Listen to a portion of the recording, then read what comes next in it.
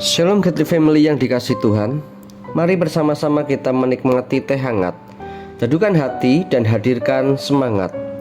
Firman Tuhan yang memberikan semangat bagi setiap kita di sepanjang hari ini terambil di dalam kitab Roma pasal 7 ayat 13-26. Namun saya akan membacakan bagi Godly Family semuanya di ayat yang ke-13 sampai ayat yang ke-18. Demikianlah kebenaran firman Tuhan. Jika demikian, adakah yang baik itu menjadi kematian bagiku? Sekali-kali tidak, tetapi supaya nyata bahwa ia adalah dosa, maka dosa mempergunakan yang baik untuk mendatangkan kematian bagiku, supaya oleh perintah itu dosa lebih nyata lagi keadaannya sebagai dosa. Sebab kita tahu bahwa hukum Taurat adalah rohani, tetapi aku bersifat daging, terjual di bawah kuasa dosa. Sebab apa yang aku perbuat aku tidak tahu, karena bukan apa yang aku kehendaki yang aku perbuat, tetapi apa yang aku benci, itulah yang aku perbuat. Jadi jika aku perbuat apa yang tidak aku kehendaki, aku menyetujui bahwa hukum Taurat itu baik. Kalau demikian, bukan aku lagi yang memperbuatnya, tetapi dosa yang ada di dalam aku. Sebab aku tahu bahwa di dalam aku, yaitu di dalam aku sebagai manusia, tidak ada sesuatu yang baik. Sebab kehendak memang ada di dalam aku, tetapi bukan hal berbuat apa yang baik. Godly Family yang dikasih Tuhan, menjadi pengikut Kristus berarti mempersiapkan diri untuk berperang, terutama dalam peperangan melawan keinginan daging yang tidak mudah, bahkan hampir mustahil untuk kita taklukkan. Hukum Taurat bersifat rohani, tetapi ternyata tidak dapat diberlakukan sepenuhnya dalam diri Rasul Paulus yang bersifat daging. Ketika Rasul Paulus mau berbuat baik, justru yang terjadi adalah keinginan untuk melakukan yang tidak baik. Bahkan apa yang dibenci oleh Paulus itu yang dilakukannya. Maka dikatakan olehnya bahwa ia adalah manusia yang celaka.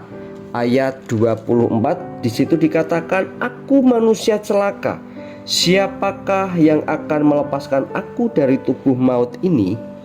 Sebagai orang yang ahli dalam hukum Taurat, yang artinya tahu banyak tentang hidup benar, ternyata masalah dosa dan pelanggaran juga menjadi pergumulan besar bagi Rasul Paulus.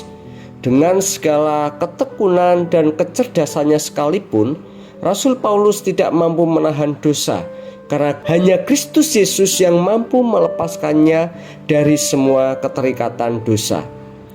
Dalam diri setiap orang yang sudah menerima Kristus Yesus, ada pertarungan antara keinginan daging dan keinginan roh.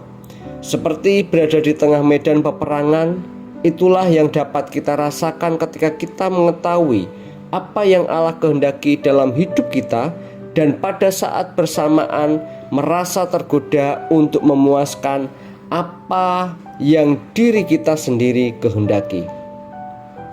Dengan aturan dan disiplin sebaik apapun, kita tidak akan berdaya untuk melawan keinginan dosa selama hati kita belum diubahkan dan dikuduskan.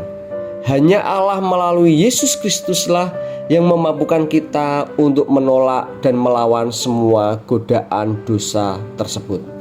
Godly Family yang dikasih Tuhan, sebagai orang percaya, hidup kita sering diperhadapkan pada pilihan yang sulit. Ketika kita sudah mencoba untuk tetap berjalan dalam kebenaran Allah, selalu ada saja keinginan untuk tidak melakukannya. Hidup kita seperti berada dalam peperangan di mana kita butuh kekuatan dan senjata yang lebih kuat agar kita dapat menang. Karena itu, tetaplah berdoa dan belajar kebenaran Allah. Meski godaan dan keinginan akan selalu ada, tetaplah berperang agar kemenangan kekal menjadi bagian kita. Seperti Kristus yang telah menang dari kuasa maut, demikian juga kita harus bisa menang melawan dosa. Bukan kita yang mampu, tetapi karena Kristuslah yang memampukan kita untuk berperang melawan dosa itu, sehingga hidup kita benar-benar menjadi murid Kristus yang sejati. Mari kita berdoa. Tuhan, kami minta kuasa-Mu terus ada di dalam kehidupan kami.